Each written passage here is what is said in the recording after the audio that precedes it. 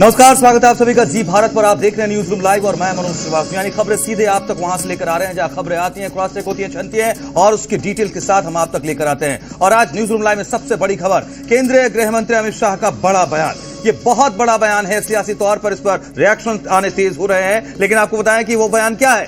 उन्होंने retirement plan बता दिया है अपना।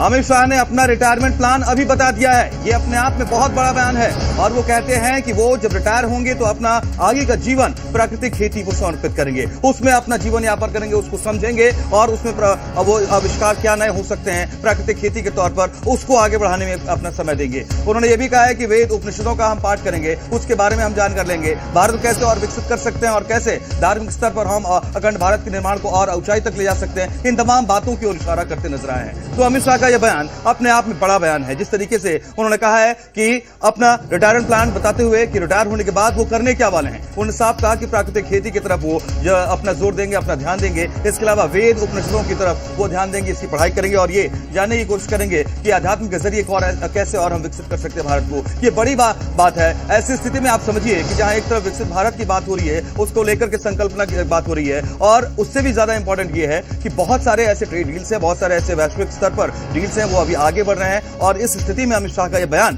पहले बयान सुनिए फिर इस पर बात करते हैं। मैं मेरे बाकी का जीवन वेद उपनिषद और प्राकृतिक खेती के लिए खर्च करूंगा। ये प्राकृतिक खेती ये इस प्रकार का एक वैज्ञानिक प्रयोग है जो कई प्रकार के फायदे देता है। फर्टिलाइजर वाला गेहूं खाने से कैंसर होता है। तो अमित शाह का यह बयान बहुत बड़ा बयान हो सकता है। इस पर और हम इसको बेहतर समझने की जरूरत है और इसके लिए हम सीधे अपने वरिष्ठ सहयोगी प्रदीप श्रीवास्तव का रुख करते हैं जो हमारे साथ इस वक्त जुड़ रहे हैं। प्रदीप जी, अमित शाह का यह बयान ऐसी स्थिति में कि जब बिहार में चुनाव को लेकर रण छिड़ा हुआ है, बंगाल चुनाव है, बहुत सारे ऐसे चुनाव आने वाले समय में है और विकसित भारत का एक संकल्प प्रधानमंत्री ने दिया है। यह बयान किस तरीके से देखे अगर केंद्रीय गृह मंत्री के अभी से ही रिटायरमेंट प्लान बता रहे हैं?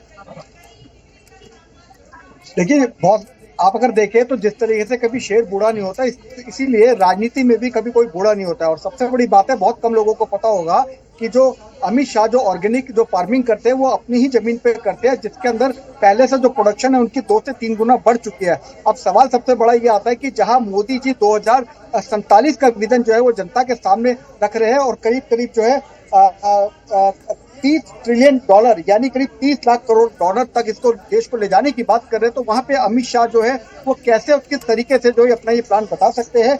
22 अक्टूबर 1964 का जो है वो जन्म है अमित शाह जी का, यानी इस हिसाब से करीब वो 60 साल के बनते हैं और मोदी जी 74 साल के। जहां ये दोनों की जुगल जोड़ी देश को आगे ले जाने की बात कर रही है, वहां पे इस तरह का बयान आने का राजनीतिक क्यास में अलग अलग जो राजनीतिक के जो चाणक्य है वो अलग अलग इस तरह का वो क्यास लगा रहे हैं कि किस ओर उन्होंने ये बयान दिया। क्योंकि आपने बिल्कुल सही कहा, जहाँ बंगाल का चुनाव है, जहाँ बिहार का चुनाव है, जहां पे अभी मुंबई का चुनाव अभी कुछ दिनों में आने वाला है, तो ऐसे में किस तरीके से वो ऐसे बयान दे सकते हैं।